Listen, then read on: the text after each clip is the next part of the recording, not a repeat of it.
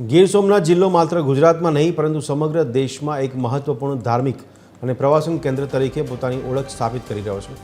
12 જ્યોતિર્લિંગોમાં સોમનાથ જ્યોતિર્લિંગ પ્રથમ સ્થાન ધરાવતું હોવાને કારણે હિન્દુ ધર્મમાં વિશેષ મહત્વ છે। ગીર સોમનાથ જિલ્લો ધાર્મિક, સાંસ્કૃતિક અને પ્રવાસન દ્રષ્ટિએ સતત વિકાસની દિશામાં આગળ વધી રહ્યો છે। જો આગામી બજેટમાં યાત્રાધામોના સર્વાંગી વિકાસ માટે વિશેષ ધ્યાન આપવામાં આવે તો આ જિલ્લો દેશના શ્રેષ્ઠ ધાર્મિક પ્રવાસન કેન્દ્રોમાં સ્થાન મેળવશે અને સ્થાનિક જનતા માટે સુખાકારી અને સમૃદ્ધિના નવા દ્વાર ખુલશે।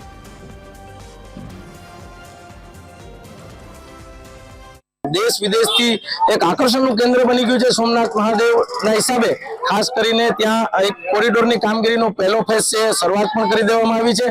પહેલા ફેઝમાં 354 જે મિલકત ધારકો હતા સોમનાથની આજુબાજુમાં, એમાં રેસિડેન્સ હોય, હોટલ્સ હોય કે અન્ય કોઈ દુકાન માલિક હોય, તે તમામને નોટિસો આપી અને જિલ્લા કલેક્ટર અને નાયબ કલેક્ટરના મધ્યસ્થની સ્થાનેથી એ કામ અત્યારે કાર્ય પદ્ધતિ શરૂ થઈ ગઈ છે અને ઘણા બધા દસ્તાવેજો પણ થઈ ગયા છે। ટૂંક સમયમાં જ એમનો બીજો ફેઝનું પણ જે અવલોકન છે, બ્લુપ્રિન્ટ છે, એ રજૂ કરવામાં આવશે અને આખું જે સોમનાથ ક્ષેત્ર છે, ગીર સોમનાથને જિલ્લાને મોટો પ્રવાસન ક્ષેત્રનો લાભ મળશે। અહીંયા ટુરિઝમ હોય કે ખાસ કરીને હોટલ ઉદ્યોગ હોય, રિસોર્ટ હોય, એવા લોકોને બહુ મોટો આનો ફાયદો થશે।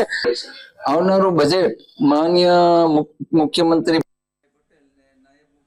ભાઈ સંઘવી લોકો ઉપર એવું સામાન્ય અને નાગરિક, સામાન્ય વેપારી લોકોના રાહત જેટલી થાય એટલે એ પ્રમાણે માનનીય મુખ્યમંત્રી અને ભૂપેન્દ્રભાઈ પટેલ એવું બજેટ આપશે કે લોકો એનામાંથી એકદમ ખુશ થઈને એને માટે હર્ષની લાગણી ફેરવશે ને એને બજેટ ત્રણ નું લક્ષ્ય છે। એક સામાન્ય લોકો, એક મધ્યમ વર્ગના લોકો અને વેપારીઓ માટે ને યાત્રાધામ વિકાસ બોર્ડ માટે વધારેમાં વધારે મહત્વ આપશે।